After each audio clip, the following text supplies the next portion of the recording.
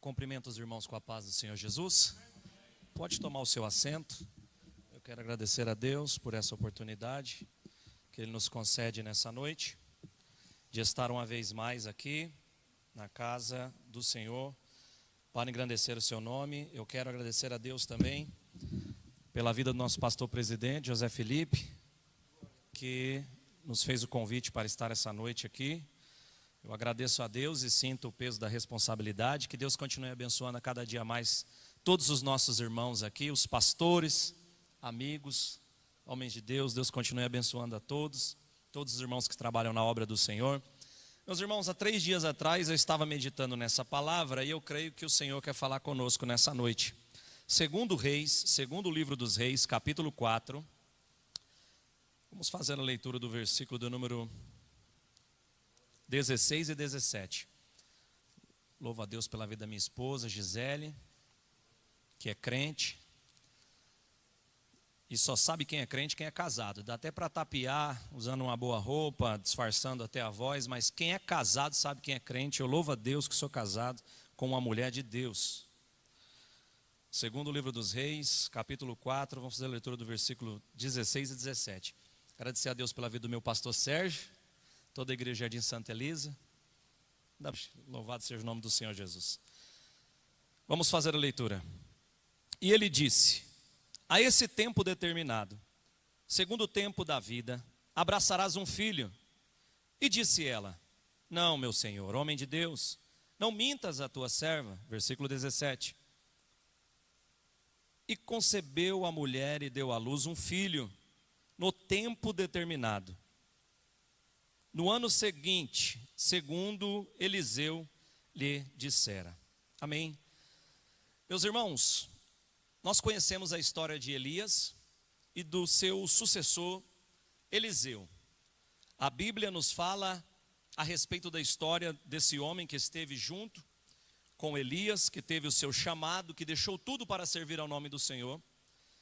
E a Bíblia vai nos relatar logo após, no capítulo 4, sobre ele aumentar o azeite da viúva. O versículo do número 8 vai dizer que ele está passando por uma região, versículo 8, se os irmãos quiserem acompanhar. No versículo 8 vai dizer que ele um dia está passando por Sunem. E lá em Sunem, nós vemos a epígrafe aqui do texto que vai dizer sobre a sunamita. Às vezes há algum tipo de comparação com a sulamita, de Cântico dos Cânticos, mas aqui a sunamita não é o nome, mas é dado à região a qual ela vivia, em Sunem. Sunem, que no hebraico quer dizer lugar de repouso, que fica ao sul da Galileia, ao norte de Samaria, a uns 25 quilômetros do Monte Carmelo, a 30 quilômetros de Samaria, entre o Monte Tabor e o Monte Gilboa, no vale de Jezreel, numa região que foi dada por herança à tribo de Isacar. E essa sunamita, que vivia ali nessa região de Sunem, a Bíblia vai dizer que era uma mulher muito rica, uma mulher importante, ainda no versículo do número 8. E a Bíblia vai nos falar que o homem de Deus passou por aquela região e ela o convidou para comer, ceiar, comer pão, fazer uma refeição na sua casa. E ele vai até a casa dela. Mas o interessante é que a Bíblia vai dizer que todas as vezes que ele passava por lá, essa mulher, a sunamita, ela observava ele e via que ele era diferente. O versículo de número 9 vai dizer que ela vai dizer assim ao seu marido: olha, eu percebi que esse homem que passa aqui, a estar na nossa casa, fazendo essa refeição, não sei se almoçando ou jantando, eu sei te dizer uma coisa, a Bíblia nos fala que ela diz assim: eu percebi que ele é um santo, homem de Deus. O interessante é que a Bíblia diz que ela era uma mulher importante, ela era rica. E eu fui pesquisar na Bíblia e vi que também na Bíblia vai falar sobre mais uma mulher da região de Sunem, uma sunamita.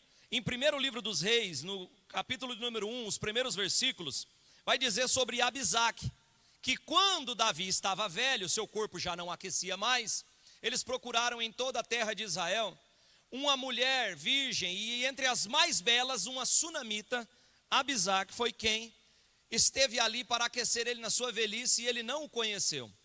Então nós não podemos afirmar, mas nós vemos que era uma região aonde a beleza de uma mulher dessa região se destacou.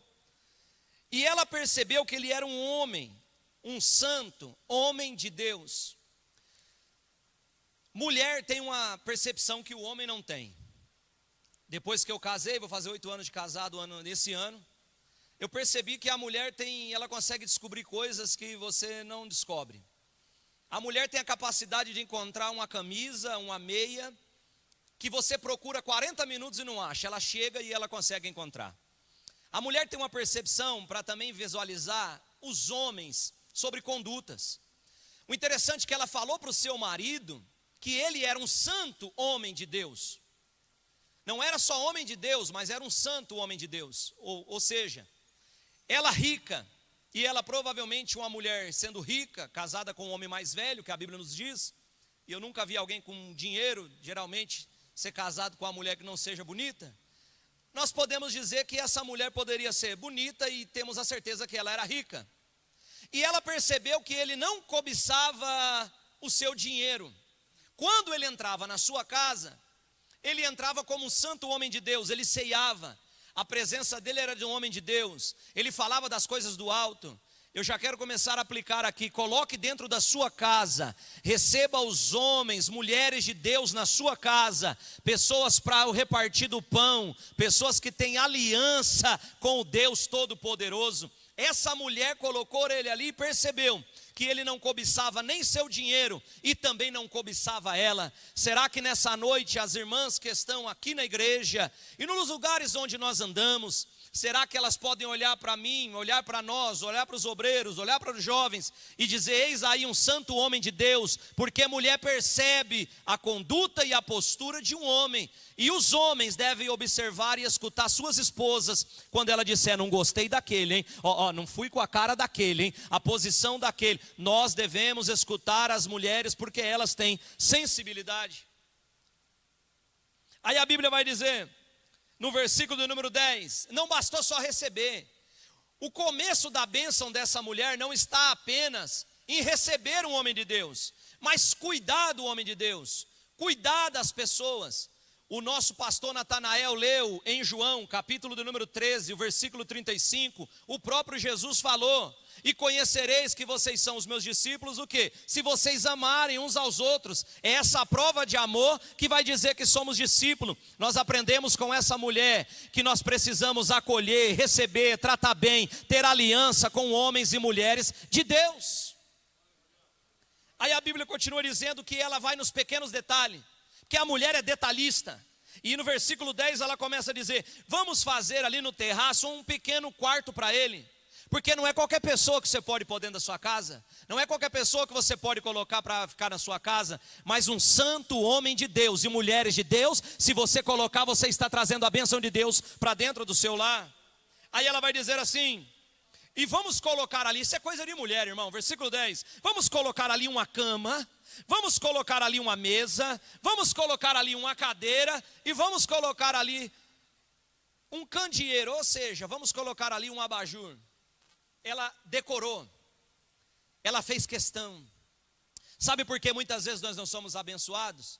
Porque nós vamos ao extremo. O extremo do bajulador. O bajulador tem um sorriso aberto para quem tem dinheiro. O bajulador tem um sorriso aberto para quem tem poder. O bajulador, ele é diferente, bajula todo mundo, mas quando chega um irmãozinho simplesinho, a postura é outra. Não tem abraço, não tem sorriso, não tem atenção. E por causa dos bajuladores, homens e mulheres bons que têm visão, deixam de agradar, deixam de cuidar, deixam de abençoar, deixam de fazer comunhão por causa do extremo dos bajuladores. E há o extremo também daqueles que dizem: eu não vou bajular pastor, eu não vou bajular líder, eu não quero conversa, eu não cumprimento. Irmão, não vá para os extremos, fique no que é correto. Você não precisa bajular ninguém, você não precisa fazer isso não, você precisa abençoar homens e mulheres de Deus, porque quando você semeia, você colhe. Aí ela disse assim: toda vez que ele passar por aqui, ele vai ter um cantinho dele, porque ele andava naquela região de Sunem. Ele andava por aquela região, e não tinha hospedaria, não tinha um hotel, ele precisava descansar. E a Bíblia nos diz que ela cuidou dele, Mas ela cuidou dele, ela estava cuidando dela sem saber. Por quê? A Bíblia nos diz que no cuidado dela, veja o versículo de número 11. E sucedeu que um dia, irmão, basta um dia que Deus muda a sua vida. Olha o versículo 11, presta atenção na parte A do texto. E um dia, ela já tinha chamado, ele já tinha ido várias vezes lá. O seu milagre não acontece assim, de uma hora para outra. O que você pede a Deus não acontece de um dia para o outro, não é fast food. Ela chegou a construir. Quando a gente lê rapidamente, a gente não para entender. E constrói, e ergue, e faz, e coloca, e busca cadeira, demora. Mas entenda, quando você faz as coisas com o coração aberto, quando você semeia, o tempo da colheita vem. E um dia, quem sabe esse dia pode ser hoje para você. Um dia, tudo irá mudar. Basta um dia. Um dia, Deus muda toda a tua situação. Um dia, uma palavra de Deus a seu respeito, muda toda a cena. Versículo 11, sucedeu que um dia, o homem de Deus foi até lá descansar. E coisa boa é quando você é bem tratado, irmão. Você está perdendo a bênção de deixar de cuidar e tratar bem alguém que é um homem ou uma mulher de Deus. Tratar bem seu líder. Tratar bem os irmãos. Um dia ele chega e fala assim, sabe de uma coisa? Vou chamar Gease. Chama Gease e fala assim, vai lá e chama aquela mulher sulamita. A sunamita vai até onde ele está. E ele diz para ela assim, alguma coisa que eu possa fazer por você?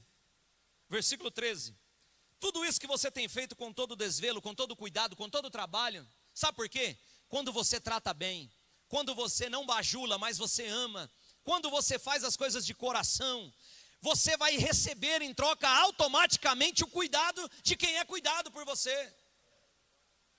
Tem alguma coisa que eu posso fazer? Eu posso falar com o rei, eu posso falar com o chefe dos exércitos, eu posso mudar a sua situação porque eu sou influente. Mas o que ela queria não era da influência aqui de baixo. O que ela queria era da influência lá de cima. Só que para ela, veja só. Aí a Bíblia vai dizer. Ela vai dizer assim, meu Senhor, eu não preciso de nada. Eu estou no meio do meu povo, eu estou bem. Isso é gratidão. Sabe quem faz sem querer nada em troca? Se você fizer alguma coisa querendo algo em troca, você já perdeu sua bênção. Mas quando você faz com todo o seu coração, sem querer nada em troca, ela disse assim, eu não preciso de nada, eu tenho tudo aqui. O nome disso é gratidão. Gratidão é memória do coração. Essa mulher tinha gratidão a Deus. Podia não ter filho, mas tinha pão na mesa. Podia não ter filho, mas ela tinha o alimento. Podia não ter filho, mas ela tinha casa. Podia não ter filho, mas ela tinha o marido. Comece a olhar aquilo que você tem e não olhe para aquilo que você não tem, porque enquanto você olha para o que você tem, os olhos de Deus estão olhando para aquilo que você não tem, para Ele te suprir. Receba essa palavra nessa noite em nome de Jesus. Ela diz, não tem nada, e ela sai. Aí ele diz a Gease, vem cá, não tem nada que a gente possa fazer por essa mulher. Deus sempre tem um Gease na sua vida. Falou, Senhor, tem uma coisa que eu tenho observado. Essa mulher não tem filhos.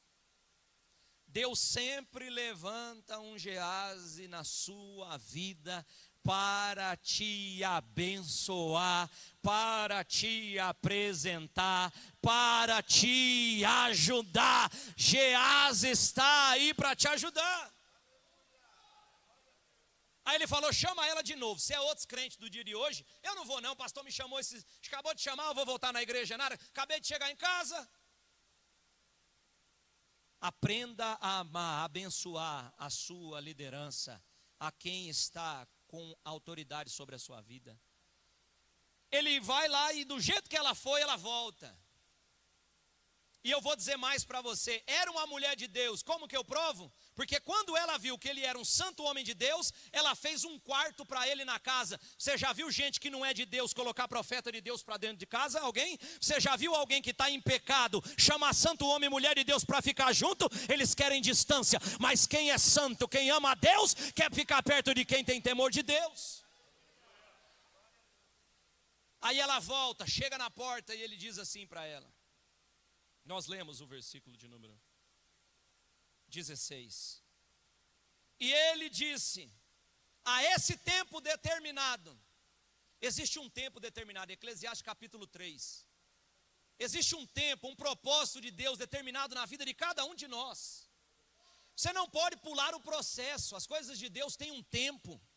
Enquanto não acontece, vai dando glória, vai partindo pão, vai na Santa Ceia, vai dando glória, vai na EBD, vai cultuando a Deus com alegria. Aí ele disse: a esse tempo determinado, segundo o tempo da vida, abraçarás um filho. O interessante é que essa mulher vai dizer assim: não, meu senhor, homem de Deus, não mintas a tua serva. Final do versículo 16. Aparentemente nós entendemos no texto que essa mulher estava cansada de profetada. Cuidado, irmão, no âmbito de você ser usado por Deus, você usar Deus. Cuidado com as profetadas que muitas vezes desviam pessoas da igreja. Você não precisa forçar nada. Pregue a palavra do jeito que ela é. A palavra de Deus é a maior revelação. Deus faz, o poder é dele, a honra é dele, a glória é dele, a palavra é dele. Ele que manda, ele que faz. Parece que ela está cansada. Não mente para mim não, homem de Deus. Será que existe alguém que está aqui, está escutando essa palavra, não acredita mais que Deus pode fazer um milagre na sua vida? Será que existe alguém que está aqui nessa noite que diz: há tanto tempo eu aguardo, eu acredito que Deus não vai fazer mais? Se Deus falar, ainda que você fale: não mente para mim não, ao tempo determinado, daqui 1 ano, você abraçará, colocar nos seus braços um filho. Você não está vendo o milagre, mas a semente do milagre já está sendo plantado dentro de você. Você não está vendo, ainda não está no braço, ainda ninguém está vendo, mas nessa noite acredite nessa palavra: ao tempo determinado, daqui 1 ano, tu estarás com o teu milagre nos braços. Ela não pegou na hora, ela não recebeu na hora, ninguém viu na hora, mas dentro dela o milagre estava sendo gerado. O poder da palavra de Deus, ele muda a sua vida. O milagre vai sendo gerado, o milagre vai sendo gerado, o milagre vai sendo gerado, o milagre vai sendo gerado. Você não está vendo nada, mas você sente. Você não está vendo nada, mas você sente. Assim como ela começou a sentir um pouco de náuseas, ela começou a ter os sintomas da gravidez, mas ninguém via nada. Vai ver, é psicológico. Não é psicológico não. Jesus está dizendo: eu estou te dando um milagre nessa noite. Receba essa palavra em nome do Senhor Jesus.